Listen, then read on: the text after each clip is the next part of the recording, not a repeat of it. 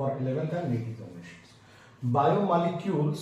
Now biomolecules in the introduction of the biomolecules.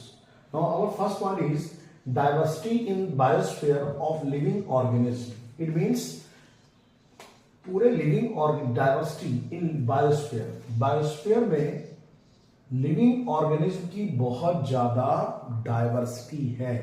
It means इस पूरे अर्थ पर near about 1.7 million plant and animals are present. So this is the diversity of biosphere in living organism. Now second one is, now our question is in the biomolecules, our question is all living organisms made up of same molecules. Means जितने भी living organism होंगे from protozoa, algae, bryophyta, plant, animals, they are the same molecules. They are the made up from the same molecules. Now our third point is in the chemistry view. In the view of the chemistry, how elemental analysis is performed. Means इस अर्थ पर जितने भी animals और plant हैं उनमें कौन कौन से एलिमेंट हैं इसको परफॉर्म करना होगा. तो उसके लिए पहले हम क्या करें, यहां पर plant tissue. Now this is the plant tissue. Animal tissue, कोई प्लांट टिश्यू है या एनिमल टिश्यू है. एंड माइक्रोबियल पेस्ट, उनका हम माइक्रोबियल पेस्ट, प्लांट टिश्यू का, एनिमल टिश्यू और माइक्रोबियल पेस्ट को हम देखें और उसका एनालिसिस करें. तो हम देखेंगे ये सारे लिविंग ऑर्गेनिज्म हैं. कौन कौन से? प्लांट, एनिमल्स, माइक्रोपेस्ट, सारे कैसे हैं? लिविंग ऑर्गेनिज्म है. इनका एनालिसिस करते हैं. तो जब हम इनका एनालिसिस करते हैं तो हमें क्या मिलता है? Carbohydrate, carbon, hydrogen, oxygen. In simple ये कहना है कि जो प्लांट टिश्यू, एनिमल टिश्यू और माइक्रोबियल जो है इनका एनालिसिस करते हैं, मतलब लिविंग ऑर्गेनिज्म के बेस पर, तो इसमें हमें क्या मिलता है? Carbon, hydrogen, oxygen and other elements. इनके अलावा हमें कुछ एलिमेंट्स भी मिलते हैं. Next point, earth crust analysis. तो हमने पहले क्या किया? लिविंग ऑर्गेनिज्म का एनालिसिस किया. किसका बेटा? लिविंग ऑर्गेनिज्म का एनालिसिस किया. तो हमें क्या मिला? Carbon, hydrogen, oxygen and other elements. अब हम इसका एनालिसिस करने जा रहे हैं. तो उसमें हमें क्या मिलेगा? Earth crust analysis. मतलब अर्थ की जो सरफेस है, अर्थ की सरफेस, अर्थ की अपर सरफेस को हम जब एनालिसिस करेंगे तो obtain element like living organism.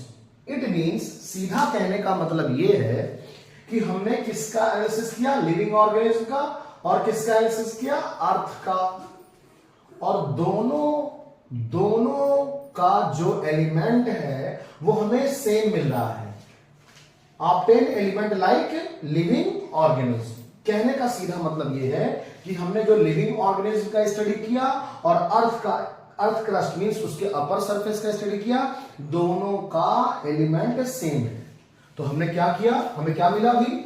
So we obtain two list. हमें दो लिस्ट मिली, non living things and living things. Non living have some element and living things have some element. In the whole process we obtain the two things. First is living things and second is non-living things. So we observe the living things and non-living things. We obtain the carbon, hydrogen, oxygen in both cases. Is it clear?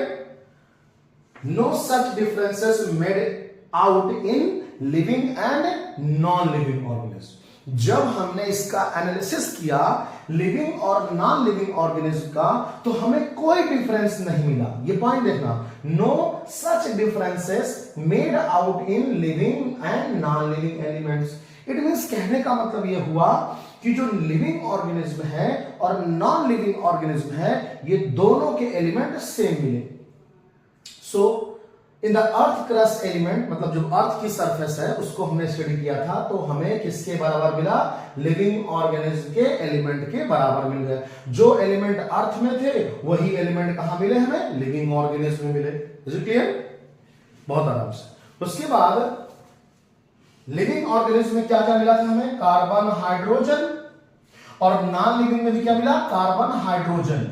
But point to be noted, point ये बहुत important है, जो हमें earth crust में carbon hydrogen मिला वो बहुत कम है, और जो हमें लिविंग ऑर्गेनिज्म में मिला वो बहुत ज्यादा है।